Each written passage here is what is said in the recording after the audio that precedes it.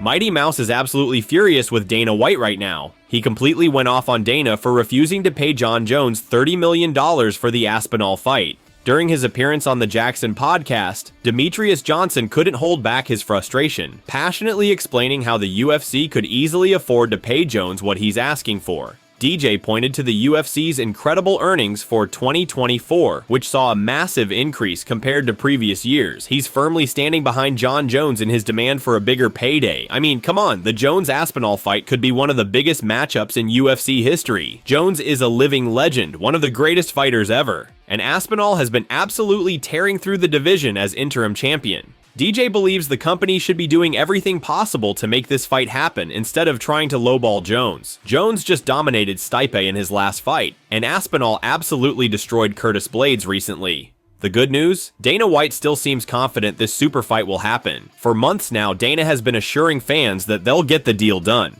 And honestly, since Dana rarely makes such strong promises about a fight, unless it's basically a done deal, it's hard to imagine him backing out now. Charles, I think Tom Aspinall versus Jon Jones is to happen. I think Jon Jones said he wants $30 million. Of course they get fucking paid. They just reported earnings. Let me see what the fucking. Yeah, it was a lot. It was a lot. I'll give you the exact. So UFC brought in 1.4 and WWE 1.4 billion. This motherfucker's asking for. Don't tell me you don't have fucking $30 million to pay Jon Jones. Once again, we're in a situation where the company wants something from Jon Jones. They want Tom Aspinall to fight Jon Jones. Jon Jones says, "I would like $30 million. Can you guys pay me, yes or no?" No, Jon Jones, we can't pay you. Perfect. The fight doesn't even happen. Jon Jones will go out from the sunset.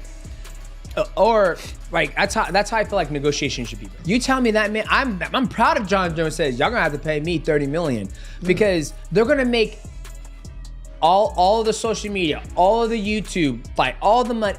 They're gonna make double whatever they're gonna. I think what Jon Jones is asking for, 30 million plus pay-per-view points. I don't see why not. Do you want the fight to happen? Yes or no? Yes, okay, pay the man $30 million and call it good. Oliveira has some serious thoughts about the upcoming Michael Chandler versus Paddy Pimblett fight. Oliveira, who's defeated Chandler twice, believes that Mike absolutely must finish Paddy in the first 2 rounds if he wants to win. Oliveira described Chandler as an aggressive, explosive fighter with knockout power, but he warned that the younger Paddy Pimblett has really good movement, solid jiu-jitsu, and impressive striking skills. Charles emphasized how crucial experience will be in this fight, acknowledging that Chandler could definitely find success early, especially with his explosive style. This fight is incredibly important for Michael Chandler. He's had a tough run in the UFC, with a disappointing 2-4 record despite his exciting fighting style. Chandler has struggled against the division's elite, with losses to top fighters like Charles Oliveira and Justin Gaethje. Many people are questioning whether he can still compete at the highest level and make another run at the title. A win over Paddy could completely change Chandler's career trajectory. Pimblett has been rising fast and building a name for himself, so beating him would not only give Chandler a desperately needed victory, but also prove he can still hang with the best. It would keep him relevant among the top contenders and remind everyone just how dangerous he can be. But if Chandler loses,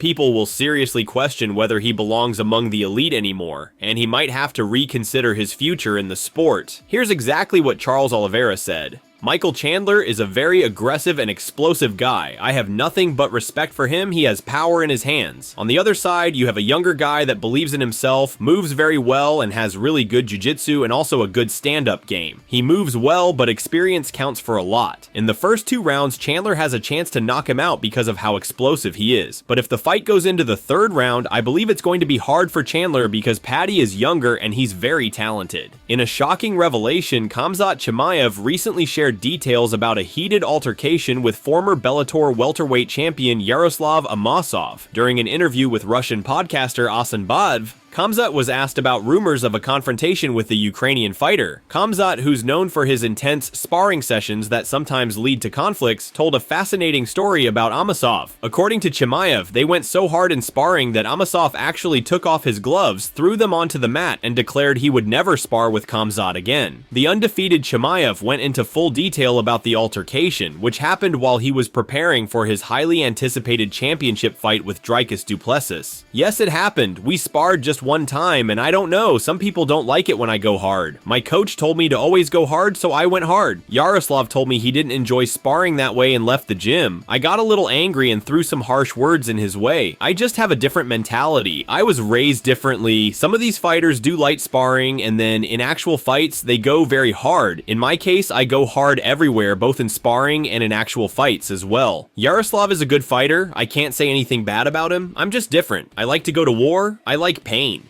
Khamzat is coming off an incredible win over former champ Robert Whittaker, while DDP recently defended his belt in a rematch against Sean Strickland. This upcoming fight promises absolute fireworks, with both fighters vowing to stand in the middle and deliver an all-out war. Will Khamzat bulldoze through Duplessis and take the belt, or will DDP's unmatched endurance and awkward style in the octagon prove too much for the Chechen Wolf? Ian Gary is clearly furious with the UFC's decision to give Jack Della Maddalena the title shot instead of him. Gary, who recently suffered a close loss to Shavkat Rakhmonov, feels completely overlooked now that Shavkat is sidelined with an injury and unable to fight for the title. Despite the loss, Gary firmly believes his performance against Rakhmonov showed he's still one of the top contenders in the division. After Shavkat's injury, Gary feels he should have been the one to step in for the title shot. He's absolutely livid that the UFC is giving the opportunity to Della Maddalena, who hasn't even fought in over a year, instead of him, especially when he's been more active and right in the mix of top contenders. Gary's anger isn't just about missing this opportunity. It's about proving his worth in the division and showing everyone he's ready to challenge for the belt, even coming off a loss. His confidence in his abilities and his readiness for a title shot hasn't wavered one bit, and he's determined to prove the UFC wrong in the future. Why amn't I fighting for a title? I had a chat with my agent, and I rang him when I heard about when he told me about this news, and I was livid. Still am to this day. You know, I had a number one contenders fight where the guy now has to get knee reconstruction and is out for a year. But you know, it's not my fault. I didn't do it. I didn't stab his knee 20-something times and boot the leg off. I'm not fighting for a world title because I'm coming off a loss and they're giving it to a guy who's been injured for a year and they think that's more exciting, but they're wrong. The world title fight was meant to be Shavkat Rakhmonov taking on Belal Muhammad for the world title, but Shavkat apparently is out injured. Now they're pulling in a guy who hasn't fought in a year because he's had an operation on his forearm because he broke it in his last fight and hasn't fought in a long time and hasn't been active. So they're giving it to Jack Della Maddalena to fight Belal Muhammad because I'm coming off a loss. That's okay. Don't worry, I'll get you all. You're all mine. Thanks for watching. Don't forget to leave a like and subscribe for daily MMA news.